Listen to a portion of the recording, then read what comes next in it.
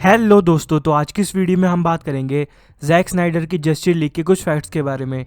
तो चलिए इस वीडियो को शुरू करते हैं। तो सबसे पहले तो हम ये बात कर लेते हैं कि आखिर जैक स्नाइडर की जस्टिस लीग के साथ प्रॉब्लम क्या हुई थी। तो जब 2012 में दी एवेंजर्स आई तो उस मूवी ने बॉक्स ऑफिस पे 1.4 बिलियन से भी ज़्यादा की कमाई करी, जिससे कि डिज्नी का बहुत ज़्यादा प्रॉफिट हुआ।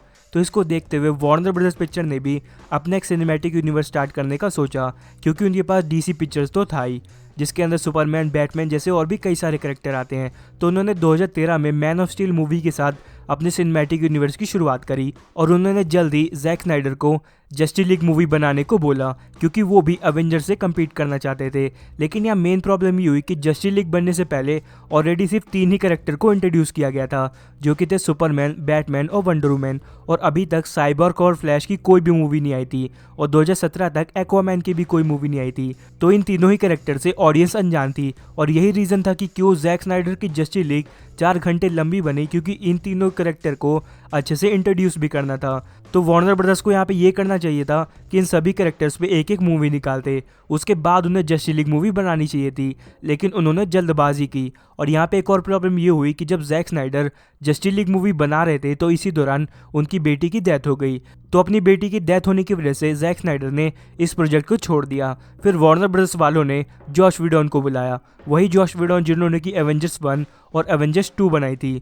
और वार्नर ब्रदर्स वालों ने जॉश व्हीडन को इसलिए बुलाया था ताकि वो जस्टिस लीग मूवी को थोड़ा एवेंजर्स जैसा टच दे सके, लेकिन हुआ बिल्कुल उसके उल्टा। 2017 वाली जस्टिस लीग एक बहुत ही बेकार मूवी बन के सामने आई। हालांकि इसमें जॉश व्हीडन की भी कोई भी गलती नहीं थी, क्योंकि उन्होंने मूवी की स्टार्टिंग में ही आई ट्राइड का बोर्ड लगा दिया था कि मैं कोशिश कर रहा हूँ, ये मूवी बेकार भी बन सकती है और अच्छी भी। लेकिन फिर जब फैंस को पता चला कि जैक स्नाइडर की जस्टिस लीग अभी भी बन सकती है, तो उन्होंने रिलीज द स्नाइडर कट का हैशटैग चालू कर दिया, जिससे हुआ ये कि ये हैशटैग बहुत ही ज़्यादा पॉपुलर हुआ। लेकिन क्योंकि वार्नर ब्रदर्स ने अपनी HBO मैक्स भी स्टार्ट कर दी है, तो उनके पास एक बहुत ही अच्छा मौका था कि वो जैक स्नाइडर की जस्टिस लीग को HBO मैक्स पर रिलीज़ कर दे। और जब जैक स्नाइडर की जस्टिस लीग HBO मैक्स पर रिलीज़ होगी तो इससे उनका भी बहुत ज़्यादा फ़ायदा होगा। इसलिए उन्होंने जैक स्नाइडर को $70 मिलियन दिए ताकि वो अपने अधूरे प्रोजेक्ट को पूरा कर सके। और फाइनली ये मूवी हमें HBO मैक्स पे देखने को मिली, जिसके रिव्यू बहुत ही ज़्यादा पॉजिटिव आए और लोगों ने जैक स्नाइडर की जस्टिस लीग को बहुत ही ज़्यादा पसंद किया। तो चलिए अब हम इस मूवी के कुछ डिटेल फैक्ट के बारे में बात कर लेते हैं कि जैक स्नाइडर की जो वाइफ थी डेबरा स्नाइडर और उनके फ्रेंड क्रिस्टोफर नोलन ने उन्हें रिकमेंड किया था कि वो 2017 वाली जॉश व्हीडन की जस्टिस लीग ना देखे, क्योंकि अगर वो उस मूवी को देखेंगे तो डेफिनेटली डिसअपॉइंट होंगे। इसलिए आज तक उन्होंने 2017 वाली जस्टिस लीग नहीं देखी है। और आपने एक चीज़ नोटिस की होगी कि जैक स्नाइडर की जस्टिस लीग 4:3 के रेशियो में बनी है, जो कि आजकल की मूवीज़ तो बिल्कुल नहीं बनती। इससे पहले 1960s के टाइम तक 4:3 के रेशियो में मूवीज़ बनाई जाती थी और 90s के एंड तक आते आते सिर्फ टीवी पे जो सीरियल्स होते थे वो इस रेशियो में आया करते थे, और इसके बाद सब ओरिजिनल रेशियो को यूज़ करने लगे। और जैक स्नाइडर ने इस पर एक डेडिकेटेड वीडियो भी बनाई थी कि आखिर क्यों 4:3 का रेशियो एक मूवी को बनाने के लिए इंपॉर्टेंट होता है। इससे पहली बात तो ये होती है कि आपकी आंखें ज़्यादा इधर उधर नहीं भटकती। और अगर आप इस रेशियो के बारे में ज़्यादा जानना चाहते हैं तो आप उस वीडियो को देख भी सकते हैं, ये वीडियो आपको यूट्यूब पर मिल जाएगी। इस मूवी के पहले ट्रेलर में जो सॉन्ग यूज़ किया गया था उसका नाम था हालेलुया, और यही सेम सॉन्ग जैक स्नाइडर की वॉचमैन मूवी में भी था। और इस मूवी में जैक स्नाइडर ने कैमियो भी किया है। असल में लुइस लेन जिस रेस्टोरेंट से निकल रही होती है, जैक स्नाइडर उसी के अंदर बैठे होते हैं। वैसे इससे पहले जैक स्नाइडर ने वंडर वुमन मूवी में भी कैमियो किया था।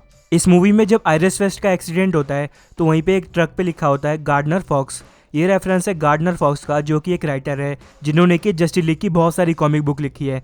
और वहीं पर एक जगह ग्रैनी गुडनेस भी लिखा होता है। असल में ये रेफरेंस है डार्क साइड की आर्मी की एक जनरल की, जिसका नाम होता है ग्रैनी गुडनेस, और वो एक बहुत ही खतरनाक सुपर विलन होती है। और स्टार लैब्स में साइलेंस स्टोन के साथ जो आदमी काम करता है उसका नाम होता है रायन चॉय। ये वही आदमी है जो आगे चल के कॉमिक बुक में द एटम बन जाता है।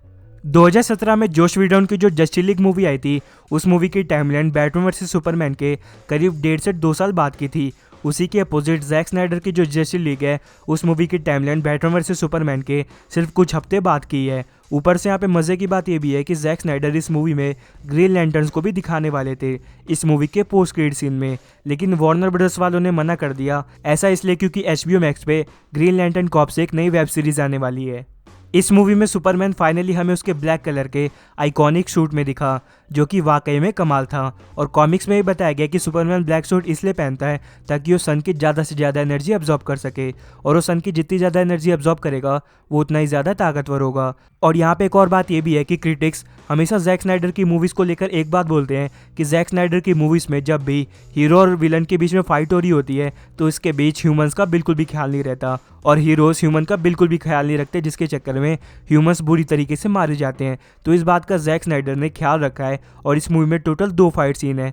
पहला तो टनल के अंदर होता है तो वहाँ पे कोई ह्यूमन होगा नहीं, तो इन दोनों की फाइट आराम से हो गई। और दूसरा जो फाइट सीन होता है वो एक अननोन जगह पे होता है जहाँ पे न्यूक्लियर रेडिएशन की वजह से कोई इंसान रहता नहीं है।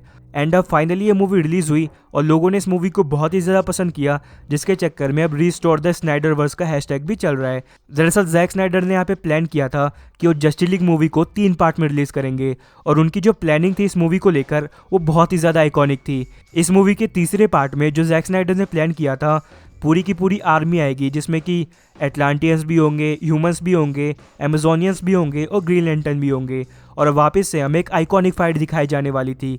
लेकिन अभी तक कोई कंफर्मेशन नहीं है कि जैक स्नाइडर का ये स्नाइडरवर्स रिस्टोर होगा भी या नहीं।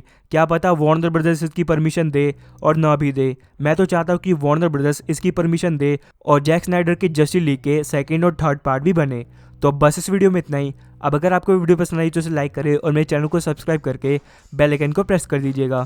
Thanks for watching this video. मिलते हैं आपसे अगली वीडियो में, तब तक के लिए बाय।